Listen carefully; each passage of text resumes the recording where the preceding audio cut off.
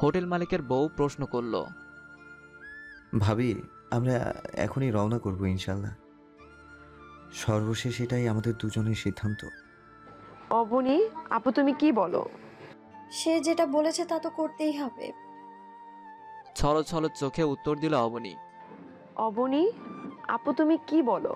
হিমেল ভাই একটা ছেলে চাইলেই গল্পের শুরু থেকে শেষ অবধি সাজাতে পারে, কিন্তু একটা মেয়ের হাত পা আষ্টে পিষ্টে বাঁধা থাকে। তাই যা করার ভেবে চিন্তে করবেন। অবনীর চোখের ভাষা আপনাকেই বুঝতে হবে। শক্তভাবে কথাগুলো হিমেলকে উদ্দেশ্য করে বলল হোটেল মালিকের বউ। ভাবি, এগুলো নিয়ে টেনশনে কিচ্ছু নেই, আমি সুন্দর সমাধান দিব, দেখবেন। হাসি মুখে কথাগুলো বলল হিমেল। হোটেল মালিক বললেন, হিমেল, কি করো? হোটেল মালিক ও তার স্ত্রীর থেকে কান্না জড়িত চোখে বিদায় নিল অবনী। হিমেল ও অবনী বাস স্ট্যান্ডে পৌঁছে গেল খুব দ্রুত। গাড়ির মাঝের দিকের সিটে বসলো দুজনে। হিমেল পকেট থেকে মোবাইল বের করে অন করলো, তারপর ফোন স্ক্রল করতে লাগলো। কাউকে অলিক স্বপ্নে ফানুস উড়াতে দেখলে ভীষণ ভালো লাগে, তাই না? হিমেলকে ফুরফুরে মেজাজে দেখে রাগান্বিত দৃষ্টিতে প্রশ্ন করল অবনী। তুমি ভুলে কেন যাচ্ছ? জীবন একদিনের নয়, যুদ্ধ করে আর যাই হোক সংসার জীবনের সূচনা করতে নেই পুচকি। হিমেলের চোখে মুখে হাসির আভা ফুটে উঠেছে। এই দৃঢ় কঠিন পদক্ষেপ প্রিয়জনের অকৃত্রিম রূপটির স্পষ্ট প্রমাণ কি কোনো সুদৃশ্য কামনার?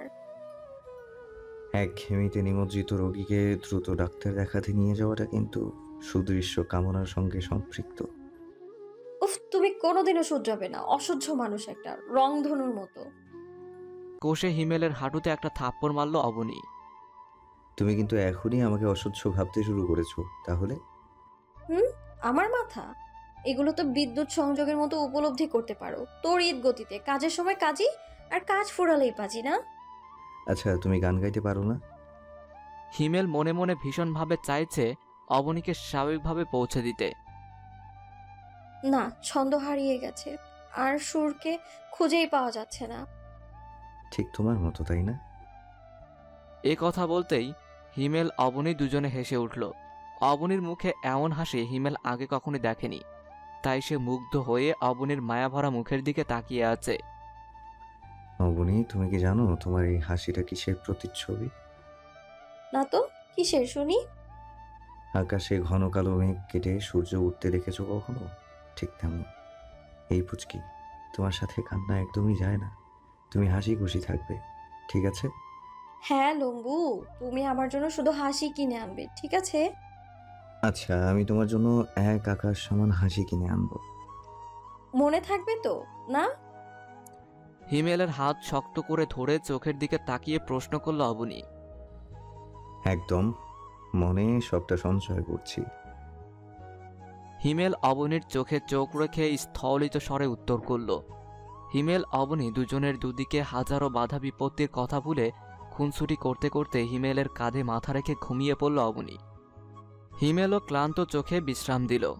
বেশ কিছু সময় পর গাড়ি পৌঁছালো ফেরিঘাটে। ফেরির উপর গাড়ি পার্কিং করছে ড্রাইভার। যাত্রীরা সব তাড়াহুড়ো করে নামছে। অবনী ও হিমেলের ঘুম ভেঙে গেল। দুজন তাকিয়ে দেখে অবনী হিমেলের কাঁধে মাথা রেখেছে, আর হিমেল অবনীর মাথার সাথে মুখ কিছুটা হেলিয়ে ঘুমোচ্ছিল। গাড়ির যাত্রীরা কি ভাবছে ভেবে দুজনেই লজ্জা পেল। অবনী, চলো নিচে যেয়ে ফ্রেশ হয়ে কিছু খেয়ে নিতে হবে। হ্যাঁ চলো। অবনী হিমেল দুজন গাড়ি থেকে নেমে ফেরির দোতলায় উঠল। ফ্রেশ হয়ে সেখানকার হোটেলে খাবারের জন্য অর্ডার করল হিমেল। দুজনে এখন বেশ স্বাভাবিক। খাবার দিতে দেরি দেখে হিমেল এগিয়ে গেল হোটেলের খাবার সাপ্লাই ম্যানের কাছে। হঠাৎ তার ফোনের কথা মনে পড়ল এবং দেখতে পেল অসংখ্য বার ফোন আসছে তার বড় ভাইয়ের নাম্বার থেকে, আননোন নাম্বার থেকে, হোটেল মালিকের নাম্বার থেকে। হিমেলের ভয় বেড়ে গেল। তাহলে কি বড় ভাই বিষয়টা জেনে ফেলেছে? সে দিশেহারা অবস্থায় ফার্স্টে হোটেল মালিককে ফোন দিল। ভাই, কোনো সমস্যা হয়নি তো? আমার বড় ভাই কি আসছে হোটেলে? বুঝি না তুমি এখন কোথায়? অনেক কিছুই হয়ে গিয়েছে। তুমি যেখানেই থাকো এখনই বাড়ি ফিরে আসো। খবরদার ঢাকা পর্যন্ত যেও না, ভুলেও যেও না।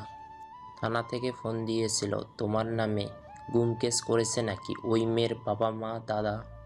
আমি কোনো উপায় না পেয়ে তোমার বড় ভাইকে সব বলেছি। তারা ভীষণ টেনশন করছে। তুমি তাড়াতাড়ি চলে এসো। ওই মেয়ে আসতে যেহেতু পেরেছে, চলে যেতেও পারবে। ওরা হয় তোমাকে মেরে ফেলবে, না হয় পুলিশের হাতে তুলে দিবে। ভাই কি বলছেন এগুলো? কথা বলতে বলতে হিমেলের বড় ভাইয়ের ফোন। ভাই ফোনটা কেটে দেন, আমার বড় ভাই ফোন দিচ্ছে। হোটেল মালিক ফোন কেটে দিল। হ্যালো বড় ভাই। হিমেল চারদিকে অন্ধকার দেখছে। এ তুই কই? তোকে কতবার বলেছি ঝামেলা না জড়াতে? হ্যাঁ, একটাবার আমাকে বলার প্রয়োজন মনে করিসনি? ভাই আমি ফেরির ওপর, ফেরি এখনো ছাড়িনি, আমি মেয়েটাকে রাখতে যাচ্ছি। বেয়াদব, তুই রাখতে গেলে ওরা তোকে ছাড়বে? ওরা তো ওরা তো বড় বাপের মাস্তান, তোকে জবাই করবে। এখন তো এই মেয়েকে আর ফিরিয়ে আনাও বিপদ। তোর কত বড় সাহস! শীঘ্রই বাড়ি আয়, এক্ষুনি। ফেরি ছেড়ে দেওয়ার হর্ন বেজে উঠল। এক আকাশ সমান টেনশন মাথার উপর দিয়ে চিল শকুনের মতো ডাকছে হিমেলকে। কি করবে সে? দুনিয়াটা বিষাদময় লাগছে হিমেলের। ফেরির পাশে হাতল ধরে দাঁড়িয়ে ঢেউয়ের দিকে তাকালো হিমেল। তারপর দরজার কাছে যেয়ে দেখে বেশ দূরে অবনী হোটেলের খাবার টেবিলের উপর মুখ দিয়ে ক্লান্ত অবস্থায় বসে আছে। আবার তার ফোন বেজে উঠল। বড় ভাই রাগান্বিত কণ্ঠে চিল্লাতে আছে হিমেল এখনো কেন ফিরে আসছে না। এজন্য ফেরি ছেড়ে দেওয়ার সব প্রস্তুতি সম্পূর্ণ করেছে সেখানকার লোকজন। কয়েক সেকেন্ড পর ছেড়ে দিবে ফেরি। কি করবে হিমেল? চারদিকে ধোঁয়াশা। বাস্তবতার আঘাতে ক্ষতবিক্ষত হৃদয় নিয়ে অবনীকে চোখের আড়াল করে ফেরি থেকে দৌড়ে নেমে আসলো হিমেল। ফেরির পাশে একটা দোকানে নিজেকে লুকিয়ে রাখল সে। পথ চলার মতো বিন্দুমাত্র শক্তি যেন তার হারিয়ে গেছে। ফেরির দুধারের পানির বিদায়ী আওয়াজে হিমেল মর্মাহত। তার মনে হতে লাগলো অবনীর সব কথা। অবনীর হাসিমাখা মুখটা, এলোকে শেষ সৌন্দর্য, নজর কাড়া চাহনি, তার পথ চলা, কথা বলা, সবকিছু ছেড়ে চলে আসা, তাকে আঁকড়ে ধরে করজোরে মিনতি করা, অবনীর সোহাগ স্পর্শ, আদরে আদরে আপ্লুত মুখের তপ্ত নিঃশ্বাস, ওভারঅল সবকিছু। মুহূর্তেই দু চোখ রক্ত জবার মতো টলমল করছে হিমেলের। অবনীর প্রতি মায়ার মাত্রা ক্রমশ বেড়েই চলেছে হিমেলের হৃদয়ের খানিকটা জুড়ে। একরাশ দম আটকানো শূন্যতা নিয়ে নিথর হিমেল। আবারও সাইরনের তীক্ষ্ণ অসহ্যকর শব্দের মতো বেজে উঠল। হিমেলের পকেটে থাকা মোবাইলটা। এই, তুই কি ফেরি থেকে নামতে পারছিস, নাকি এখন ওখানে দাঁড়িয়ে আছিস? হিমেলকে প্রশ্ন করল ফোনের ওপাশ থেকে তার বড় ভাই। হ্যাঁ, নেমে আসছি। নীরবে উত্তর দিল হিমেল। ওই মেয়েটা কই? ও ফেরিতে। ফেরি কি ছেড়ে দিছে? হ্যাঁ, বেশ দূরে চলে গেছে। তুই এখন ওখানে কি করছিস? গাড়ির জন্য অপেক্ষা করছি ভাই। গাড়ির দরকার নেই, একটা মোটরসাইকেল নিয়ে দ্রুত এখান থেকে চলে আয়। আচ্ছা ভাই। আমি যেন 2 ঘন্টার মধ্যে তোকে হোটেলে দেখি। আর ফোন বন্ধ করে রাখ। রাগান্বিত হয়ে হিমেলকে বলল আর ফোন কেটে দিল তার বড় ভাই। হিমেল ভাইয়ের কথা মতো ফোন অফ করে পকেটে রেখে দিল। একটা মোটর সাইকেল নিয়ে দ্রুত রওনা দিল খুলনার উদ্দেশ্যে। অনেকটা সময় পার হয়ে গেছে। অবনী ক্লান্তির ঘোর কাটিয়ে মুখ তুলে চারিদিকে হিমেলকে খুঁজতে লাগল। ফেরির ওপরে কোথাও হিমেল নেই। দৌড়ে নিচে নেমে তন্ন তন্ন করে খুঁজতে লাগলো অবনী। কোথাও হিমেলের কোনো নামগন্ধ নেই। কোথায় আছে হিমেল? তবে কি সে তাকে রেখে পালিয়েছে? বিদ্যুতের ঝলকানির মতো অবনীর হৃদয় মুহূর্তেই উলট পালট হয়ে গেল। শ্রাবণ ধারার মতো চোখ দিয়ে পানি কান্না হয়ে ঝরতে শুরু করেছে। শুরু হয়েছে যৌবনে রিক্ত হয়ে যাওয়া হৃদয়ে ভয়ঙ্কর ভালোবাসার কান্না। এ যেন এক সুকঠিন যন্ত্রণাময় অভিজ্ঞতা। অবনীর কান্না আর লুকানোর মতো পরিস্থিতিতে নেই। তার অতৃপ্ত হৃদয়ের বিষাক্ত কষ্টের সাক্ষী হতে চলেছে ফেরির সব মানুষ। গাড়িতে থাকা কয়েকজন হিমেলকে দৌড়ে পালাতে দেখেছিল। হয়তো কোনো প্রয়োজনীয় কাজে যাচ্ছে, তাই কেউ কিছু বলেনি। চারিদিকের অজস্র কথা অবনী শুনতে লাগলো। কেউ পক্ষে কথা বলছে, কেউ আবার বিপক্ষে। নানা রকম গুঞ্জন শুরু হলো তাকে নিয়ে। পুরো ফেরির মানুষের মধ্যে কানাকানির ঢেউ শুরু হলো। মাইয়া মানুষ, এমন সুন্দর দেখতে দেখছনি? এইসব মাইয়া পরিবারের কথা শোনে না। এরা নিজগ বুদ্ধিতে চলে ভাসে। কোথাকার কোন ধুরফুরের লগে ভাই গাইছে, হালার পুঁতে ভাগছে এইখানে ফেলে রেখা, খাইয়া ছাইরে দিছে। কয়েকজন পুরুষ মানুষ এভাবে অবনীর সামনে দাঁড়িয়ে মজা নিতে লাগলো। আহাগো আমাগো বাড়ির পাশে অমুকের মায়াডার নাগাল, এই মায়াডা তার কপাল আর হের কপালও দেহি এক, সরাসরি পোলার লগে বিয়ে ঠিক করছে। আর সেই মাইয়া তা না কইরা এক বেকার সেরার খপ্পরে পড়ছে। কয়দিন পর সেই সেরা তারে গলায় উন্না পেঁচাইয়া মাইরা ফেলাইছে। মধ্যবয়সী 2-3 জন মহিলা অবনীকে দেখিয়ে কথাগুলো বলল। এইসব মেয়েদের কপাল এমনই হয়। গাড়ির ভেতরে কী সব করতে করতে আসছে, আমরা তো লজ্জায় বাঁচি না। নাফরমানি কাজ। আল্লাহ এগুলোর পক্ষপাতী হন না। বোরকা পরা 2 মহিলা অবনীকে বলল কথাগুলো। তারা অবনী হিমেলের গাড়িতে ছিল। অবনী আজ নিথর। কারো কোনো কথার আঘাত তার কর্ণধার স্পর্শ করছে না, কারণ সে হারিয়ে ফেলেছে তার জীবনের সকল আশায় বাঁধা স্বপ্নগুলো। যতই সে তার এলোমেলো অগোছালো ছড়িয়ে ছিটিয়ে থাকা ভালোবাসার ছেঁড়া পাতাগুলো একটি একটি করে গুছিয়ে তুলে রাখতে চাইছে মনের মণিকোঠায়, ততই একটা ঝড়ো হাওয়া সবকিছু মুহূর্তেই এলোমেলো করে দিয়ে দূরে দাঁড়িয়ে ভয়ঙ্করভাবে হাসছে। এই আকুল আবেগপূর্ণ প্রতীক্ষিত একটি হৃদয়ে কথা শুনতে কেবল একজোড়া সদ্য বিবাহিত নবদম্পতি এগিয়ে আসলো। তারাও অবনী হিমেলকে দেখেছিল একই গাড়িতে, কিন্তু ভাবতে পারেনি তাদের লুকোনো রহস্যময় জীবনের কথা। আপু, আপনারা কোথা থেকে আসছিলেন? ছেলেটা প্রশ্ন করল। খুলনা থেকে। আমার ভাইকে চলে যেতে দেখেছি, কিন্তু আমরা ভেবেছিলাম হয়তো কোনো গুরুত্বপূর্ণ কাজে আপনাকে রেখে যাচ্ছে, আর আপনিও তেমন কোনো রেসপন্স করছেন না, তাই স্বাভাবিক ভাবছি। আপনারা হিমেলকে চলে যেতে দেখেছেন? ও কিভাবে আমায় ফেলে যেতে পারলো? আমি এখন কোথায় যাব? আমি তো সব শেষ করে বাসা ছেড়েছি, কোথাও আমার ঠাঁই হবে না জেনেও আমায় এত বড় ধোকা দিল কিভাবে? ও এমনটা কি করে পারলো? কান্না জড়িত কণ্ঠে আক্ষেপ নিয়ে কথাগুলো বলল অবনী। শুনেন, আমি ওই ভাইয়ের কথা কিছুটা শুনেছি। ওনাকে অনেকবার ফোন দিচ্ছিল একটা লোক, আর কি কেস্টিসের কথা, মেরে ফেলার হুমকির কথাও বলেছিল। উনি তো প্রায় কান্নাই করে দিয়েছিল। তারপর কি যেন চিন্তাভাবনা করে চলে গেল। মেয়েটা অবনীকে বলল। তাহলে কি আমার দাদা আবার ওকে ফোন দিয়ে হুমকি দিয়েছে? অবনী ভাবতে লাগলো ওই নবদম্পতির থেকে ফোন নিয়ে অবনী তার দাদার কাছে কল দিল। হ্যালো, আমি কি মরে গেলেও তোমরা আমার পিছু ছাড়বে না? অবনী, তুই কোথায়? আর ওই বদমাইশটা কই? ওকে আমি পেলে কেটে টুকরো টুকরো করব। দাদা, ওর প্রতি এত ক্রোধ তোমার? কি দোষ করেছি হিমেল? দোষ তো করেছি আমি চলে এসেছি, ও নয়। এই পর্যন্ত যা যা ঘটেছে তার জন্য আমিই দায়ী। কোনো কিছুতে হিমেলের বিন্দুমাত্র আগ্রহ প্রকাশ পায়নি। তোমরা আমার টুকরো টুকরো করো, তাতে যদি তোমাদের শান্তি হয় তাহলে হোক। ক্রোধান্বিত কণ্ঠে চিৎকার করে কাশেমকে বলল অবনী। তুই একটা রাস্তা ছেড়ে জন্য নিজের দোষ ঘাড়ে নিচ্ছিস? বোন, আমার এখনো সময় আছে, ফিরে আয়। আমরা তোর জন্য যে পাত্র ঠিক করেছি সে শহরে নামি দামি ব্যবসায়ী, তার প্রপার্টির কোনো অস্ত নেই। কি আছে ওই লম্পটে তোর মাথা খাইছে? টাকার প্রতি কোনো মোহ নেই আমার। আমায় বিক্রি করে অনেক টাকা খেয়েছো তোমরা, কোনো দিন শুধরাবে না তোমরা। টাকার লোভ তোমাদের এত নিচে নামাবে কখনো ভাবিনি আমি, আর আমার খোঁজ নেবে না কখনো। কাঁদতে কাঁদতে ফোন কেটে দিল অবনী। আকাশের দিকে তাকিয়ে বিধাতার কাছে সব সমাধান চাইছে অবনী। কি করবে ঠিক এই মুহূর্তে? কোন দিকে পা বাড়াবে? এই বাধাময় প্রেমের শেষ কোথায়? কেন সবকিছু সারাক্ষণই তার বিপক্ষে দুর্দান্ত ফিল্ডিংয়ের মতো চলে যায়? ক্লান্ত হৃদয়ে কষ্টের মূর্ছনা। প্রাণবন্ত চমৎকার হাসিমাখা মুখটা আজ বিষে বিষে বিষাক্ত হতে চলেছে। ফেরি তীরে এসে পৌঁছালো। অবনীকে সেই নবদম্পতি রিকোয়েস্ট করলো। জীবন আপনাকে সকল বাধা অতিক্রম করতে হবে, সুতরাং আপনি ভেবে ডিসিশন নিন কি করলে আপনি ভালো থাকবেন। অবনী নিথর হয়ে শুধু তাকিয়ে থাকলো, কোনো কিছুর অ্যান্সার করল না। গাড়ির যাত্রীরা অনেক আগেই গাড়িতে উঠে বসে আছে। শুধু ফেরির কিনারার পাশে হাতল ধরে দাঁড়িয়ে আছে অবনী। অনেকে অনেক রকম কমেন্ট করছে, সে কিছুতে কর্ণপাত করল না। ড্রাইভার লাস্টবারের মতো হেল্পারকে পাঠালো অবনীর কাছে, সে যেতে চাইছে কিনা জানতে। আপা, আমাদের দায়িত্ব সব যাত্রীদের দেখভাল করা। আপনি আর ঝামেলা পাকাইন না, বলেন কি করবেন? ভাই, আমি আমার সব ঠিকানা হারিয়ে ফেলেছি। কান্না জড়িত কণ্ঠে অবনী বলল।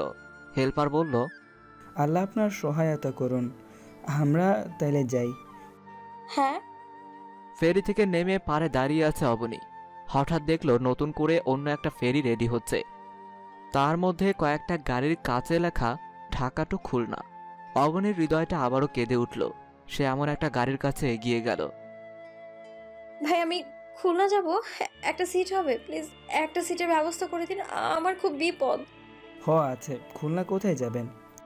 সোনাডাঙ্গা বাস স্ট্যান্ডে পৌঁছে দিয়েন। আচ্ছা ওঠেন, ভাড়া কিন্তু ঠিকঠাক দিবেন, আমরা লোকাল টানি না। আপনার বিপদের কথা শুনে নিলাম। যা ভাড়া তাই দিব। আচ্ছা ওই পেছনের সিটে বসেন। গাড়িতে উঠে বসলো অবনী। সন্ধ্যা হয়ে যাবে তাই তার ভীষণ ভয় করছিল একা একা কি করবে। পাশে থাকা মধ্যবয়সী একজন মহিলাকে প্রশ্ন করল, আন্টি আপনি কোথায় যাবেন? আমি খুলনা যাব, তুমি? আমিও খুলনা যাব। খুলনা কোথায়? সোনাডাঙ্গা বাস স্ট্যান্ডে। ও আমি ওখানে নামবো, আমার বাসা ওর পাশেই। আসলে সন্ধ্যা হবে তাই ভয় হচ্ছে আমার। তুমি কোথায় যাবে ওখানে নেমে? ভয় পেও না, আমার উপর ভরসা করতে পারো। অবনী তার সব কথা ভদ্রমহিলাকে খুলে বলল আর সাহায্য চাইল। ভদ্রমহিলা তাকে সান্ত্বনা দিল। ভদ্রমহিলা একজন উকিল ছিলেন, তার হাজব্যান্ডও উকিল। তিনি তাই সাহস নিয়ে অবনীকে উপকার করতে চাইলেন। ব্যাগ থেকে ফোন বের করে দিয়ে হিমেলের সাথে যোগাযোগ করতে বললেন, কিন্তু হিমেল ফোন অফ রাখতে তার সম্ভব হলো না। ভদ্রমহিলা বললেন, তুমি যদি চাও আমার বাসায় উঠতে পারো, তোমার কোনো সমস্যা হবে না, আমি আর আমার হাজবেন্ড সব হ্যান্ডেল করব। না আন্টি, আমার জন্য আপনাদের কষ্ট করতে হবে না। হিমেল অনেক ভালো ছেলে, ওর কাছে গেলে ও আর হয়তো আমায় ফিরিয়ে দেবে না। তুমি কি করতে চাইছো? আন্টি আমি ওদের হোটেল মালিকের বাসায় গেলে হিমেলকে ওনারা ডেকে আনবে। আচ্ছা তোর আঙ্কেল বাস স্ট্যান্ডে আমার জন্য ওয়েট করবে, আমরা দুজন মিলে তোমাকে ওখানে পৌঁছিয়ে দেব, চিন্তা করো না। ঠিক আছে আন্টি। মনের ভেতর সাহসের সঞ্চার হতে শুরু হলো। হিমেল ভারাক্রান্ত মনে হোটেলে পৌঁছালো। তার বড় ভাই, তার মা, ভাইয়ের মেয়ে তার জন্য অপেক্ষায় ছিল। সকালে হিমেলের কাণ্ড কারখানা জানতে পেরে তার পরিবারের একটা সাড়া পড়ে গেল। হিমেল পৌঁছে দেখে তার মা দেখা করার জন্য অপেক্ষা করছে। হিমেলকে দেখেই হিমেলের মা ছুটে গেল তার কাছে। আব্বা তুই কই গেছিলি? তোরে তোরা পেলে মেরেই ফেলতো, আমি তোর মুখটা দেখতে পেতাম না। কান্নাকাটি করতে করতে হিমেলের মা হিমেলকে জড়িয়ে ধরল। মা, তোমার কেন এত কষ্ট করে আসতে হলো? তোমারে কে কি বলেছে? কোনো কিছুই হয়নি। এই যে আমি, তোমার ছেলেকে তো পাইছো, আর টেনশন করে অসুস্থ হতে হবে না, কিছুই হয়নি। হ, আল্লাহর দরবারে হাজার কোটি শুক্রিয়া, তুই সহি সালামতে ফিরে আইছিস আব্বা। আমি কোনোদিনও কারোর ক্ষতি করিনি, তোর আব্বাও না, তাই আমার মনে ফিরে আইছে। মা এবার থামো, আমার এই বিষয়টা জানতে দাও। এখন কান্নাকাটির সময় না, বিপদ আরো বাড়তে পারে। ও যা পাকাইছে। রাগান্বিত হয়ে হিমেলের বড় ভাই তার মাকে চুপ করতে বলল। হিমেল তার ভাইয়ের মেজাজ গরম দেখে মাথা নিচু করে হোটেলের পিছনের দিকে চলে গেল। সাথে তার মা ও ভাইয়ের মেয়েও গেল। হিমেলের বড় ভাই ক্যাশের টেবিলে বসেছিল। ছোট কাকু, ছোট কাকিমা কই? আমার বৌমা দেখাও, আমার পছন্দ হলে তোমার সাথে বিয়ে দেব, না হলে দেব না। হিমেলের বড় ভাইয়ের মেয়ে কথাটা বলল। কোথায় কে? এগুলো কিছু না মা, তোমরা ভুল শুনেছ। হিমেল তার ভাইয়ের মেয়েকে বলল আর নিজের পাশের চেয়ারে বসতে দিল।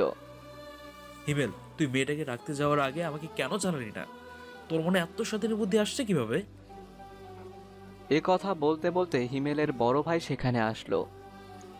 ভাই, আমি ভালোর জন্যই কাজটা করেছি। ওর পরিবারের কেউ এত ভালো মানুষ না, তারা আমাদের বিপদে ফেলতে বিন্দুমাত্র দ্বিধাবোধ করতো না। তুই চুপ কর। পরিবার যাই হোক, মেয়েটা তোর লাই না পেলে এত তোর পা বাড়াতো না। তোকে কেন তার পরিবারের জন্য অবহেলা করবি তুই? হ্যাঁ ভাই, আপনি ভুল বুঝছেন। আমি চাইছি সুন্দরভাবে যা হওয়ার হোক। একটা মেয়ে বাড়ির থেকে বেরিয়ে আসলে তার পরিবার তাকে আর ঠাঁই দিতে চায় না, আর তুই বলছিস সুন্দর সমাধান দিতে? হ্যাঁ, তুই শুধু খানিক লম্বাই হয়েছিস, বুদ্ধি বলতে কিছু নেই তোর মাথায়। আজ আমার মেয়ে বা আমাদের বাড়িতে কেউ যদি এমন করতো তাহলে তুই কি করতে বলতো? হ্যাঁ, ভুল হয়েছে আমার। এখন যা হওয়ার তা তো হয়ে গেছে, কিছু করার নেই আমার। এগুলো নিয়ে আর ঝামেলা হোক আমি তা চাই না। তাহলে তো ভালোই হয়। তবে আমার মনে হয় না ঝামেলা মিটে গেছে, বরং সামনে আরো অনেক লম্বা হতে পারে। কথাটা বলে হিমেলের বড় ভাই তার চেয়ারে যেয়ে বসল। হিমেল তার মার সাথে কথা বলে সন্ধ্যার আগেই বাড়িতে যাওয়ার জন্য এগিয়ে দিয়ে আসলো। হিমেলের বড় ভাই প্রয়োজনীয় কাজে আবারও বাড়িতে যাবে। যাওয়ার আগে হিমেলকে বারবার সতর্ক করলো। দেখ হিমেল, আমি তোর একদিনের বড় হলেও বড়, তোর বড় কিন্তু আমি। 10 বছরের বড় হলেও বড় আমি। আমি বলছি আমার কাছে কিছু লুকাস না। ভাই সত্যি আমি কিচ্ছু লুকাচ্ছি না, সব সমাধান হয়ে গেছে। এতক্ষণে ওই মেয়ে তার পরিবারের কাছে পৌঁছে গেছে। এখন তুই কি করতে চাইছিস? তোর যদি পছন্দ হয়ে থাকে তাহলে আমি যাই ওদের কাছে, যে বোঝাই বলি সব কিছু, হয়তো ওরা ফিরিয়ে দেবে না। তার কোনো দরকার নেই ভাই, যা হওয়ার হয়েছে। আপনি নিশ্চিন্তে বাড়ি যান, আমি আর কোনো সমস্যা করব না। তুই তো সেদিনও ফোনে তোরা হুমকি দিল কে যেন, আমি বললাম বলে তুই রং নাম্বার, আর তার ভিতর এত কিছু করে গেল। ভাই আমাকে নিয়ে যা শোনার শুনেছেন, আর কিছু শুনতে হবে না। আমি আর এমন কিছু করব না আপনাদের সম্মান নষ্ট হওয়ার মতো। হিমেলের কথা শুনে তার বড় ভাই ফাইনালি সিদ্ধান্ত নিলেন যে হিমেলের অবনীর প্রতি তেমন টান নেই, হয়তো মেয়েটাই ওর স্মার্টনেস দেখে প্রেমে পড়েছে। শহরে মেয়ে তো এমন একটু আধটু মিথ্যে ভালোবাসার টান দেখাবে, এটাই স্বাভাবিক। তারা সিনেমা দেখে নিজের জীবনকেও সিনেমা বানিয়ে ফেলে। তাহলে আসলো আবার দু কথা শুনে চলেও গেল। কি করে একটা মেয়ে এত বড় সিদ্ধান্ত নিয়ে মুহূর্তেই আবার সিদ্ধান্ত পাল্টাতে পারল? আমাদের বাড়িতে গেল না, আমরা কি বলে জানতেও চাইলো না, নিজেই আসলো নিজেই চলে গেল। এরা সব পারে, এমন নানা রকম ভাবতে লাগলো হিমেলের বড় ভাই।